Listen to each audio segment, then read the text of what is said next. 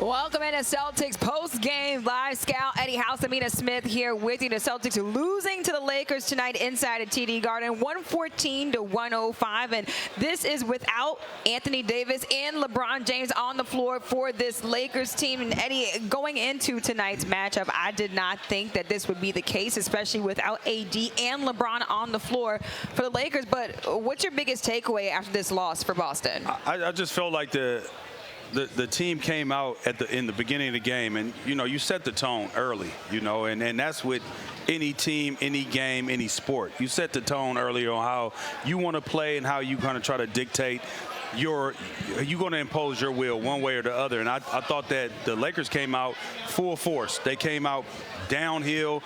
We came out kind of on our heels and tiptoeing and walking into things. And really, though, all game, I don't think our offense was kind of out of sorts. Yeah, I mean, we couldn't drive the ball and get to where we wanted to. Like, my opinion, I don't think we played bad in the second half. I thought the first half we messed around with the game, and the Lakers got a ton of confidence. And from there, like, let's say we played 48 minutes. The ball kind of bounced their way. We got a few weird whistles. But the fact that we only played 24 minutes, that could happen. So we messed around the first half. Who knows how that could go? And then all of a sudden, even when we were trying, we were defending, we were trying to get downhill, like, everything broke for them, which like that could happen in an NBA game. It's weird that happens for 48 minutes, but when we were giving our full effort, when we were defending, when we were trying everything, the Lakers got all the breaks, and that's why we lost this game. But we still had a couple mishaps, and I think at the beginning of the game, the start of the game, that first half in particular, that was awful. It's awful. So now you put yourself behind the 8 ball. Now you're trying to chase. You're chasing stops. You're chasing points. Yep. You're chasing everything. You're chasing effort. Sure. All those things that you're chasing now, and it's hard to catch that. Those guys are pros too, and the more confidence you get, you come in, you getting opportunities. Hachimura is getting more looks than he, normally has. He's knocking them down, so now his confidence is rising. D'Lo's confidence is rising. Austin Reeves is out there feeling like he's the man. You know what I mean? And I'm gonna stop talking about people before games, because every time I do, they come out here and they kill me. Second most points in his career every tonight. time in this building, in a game. So I'm gonna stop doing that. I'm gonna stop doing that. You just talking him up before the game, and then he goes out there and drops 32. What you said was not, like, factually inaccurate. You're saying Austin Reeves is a good player, very hard to carry a team. But not a franchise player. No, but tonight he was, right? He was their franchise player tonight. And the Lakers, they led by 14 in this first half, or at the end of that first half. And we talked about how the Celtics, they came out slow in this game. But, Scal, what allowed the Lakers to really have their way? I think Eddie said it best. When a team has like a 10 to 12 point lead, right? And let's just say you go stop, score 3, and you're feeling good and you got momentum, right?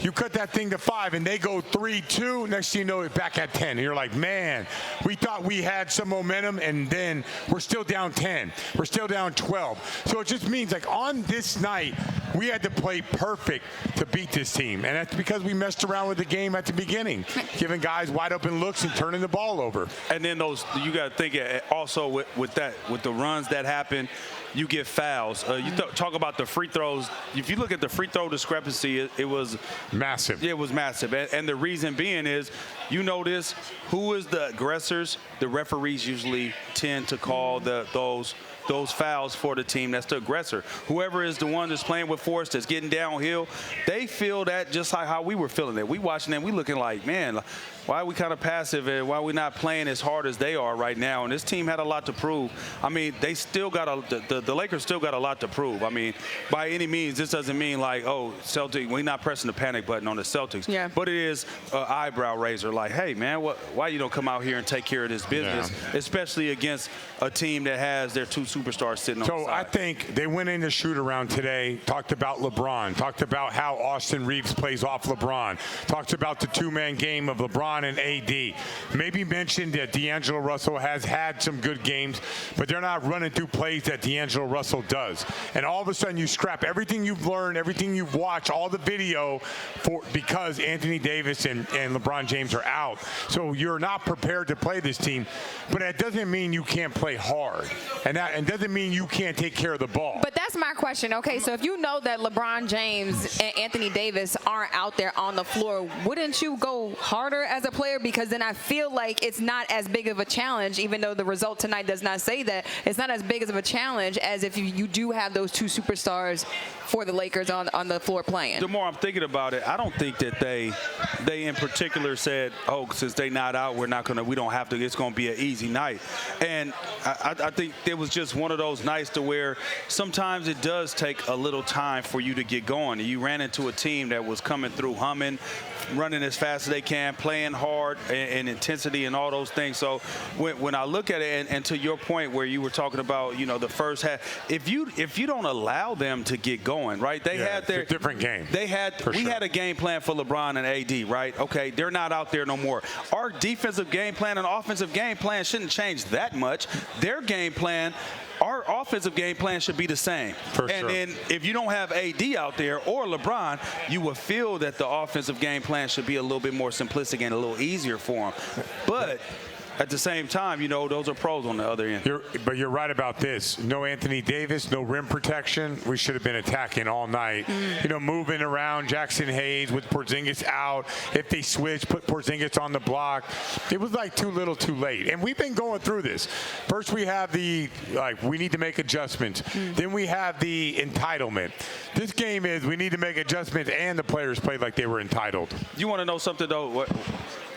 It's hard to play solid defense. It's hard to attack offensively when you're constantly taking the ball out the net because you're turning it over. Yeah. And you're allowing teams to get out in transition and, have numbers on the other end. So when you look at it, that first half, especially that first quarter, they put themselves in a bad position because they didn't play their brand of basketball, and they allowed the Lakers to get a ton of confidence early. And again, like I said, everybody that plays this game of basketball is capable. The Scalenge, right? Remember they was coming at you like, oh, man, well. You watched that? Yeah, I watched that. I was like, he was out here dogging. That's what you're supposed to do. You know what? What's funny about that? I didn't know none of those guys, right? But they always hit me up for either one or two buckets early. After that, once I know them, over. Yeah.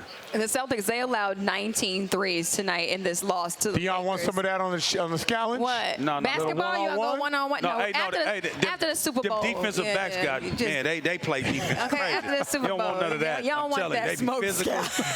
All of it uncomfortable. Football players are a little bit different. You don't want none of that smoke. I'm like the Celtics. I didn't want that smoke in the first half. How are the threes working for this Lakers team? It was actually one of the worst three-point shooting teams in the NBA right now. Because I thought we were getting cracked off the dribble all night long, and that led to me the open three. One time, Jaylen Brown didn't hustle back, and we got a wide-open corner three. I mean, I know he hit the deck and wanted the foul, but I just felt like we were not containing the ball. These guys were just moving it, getting wide-open looks. Yeah, now I think it was a lot of miscommunication. Once they start getting it going, there's some shots up here that we seen where Austin Reeves hit some deep threes. That's a tough three, but once you see a few of them, that's another tough one right there. I mean, you do got to get your hand up, but that's a deep one. I think there's a crack off the dribble, but the fact that we had a lot of miscommunication early on, if you watched that highlight, we had two guys running back instead of two guys running. I'd much rather have two guys run to the ball than two guys running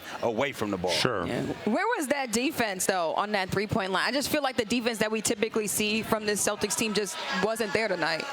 So once again, I think it was in the second half, not in the first half. I just thought, and then once the guy starts going, it's hard to turn it. Like these guys were, remember, like you got to understand what they go through. I think I mentioned it at halftime. If they lose a game, it's the player's fault. It's not LeBron James' fault, right? If there's something wrong, they need to be traded. If they write stories about how this bench is no good, they write stories about how this team is not as good, but LeBron and AD are amazing. So there's a lot of chips on their shoulders when they get a chance to play this way, when they get a chance to make a few shots early and play the whole game. So this is what you expect. Why we weren't prepared for that, that's probably more of the question than why are the Lakers ready to go. Because if you ask a bunch of NBA players that are finally getting the chance to rock, they're going to be pretty excited about that. There's a lot of sub-storylines with the Lakers and LeBron James and Darvin Ham, and you got guys that want to be out there on the court.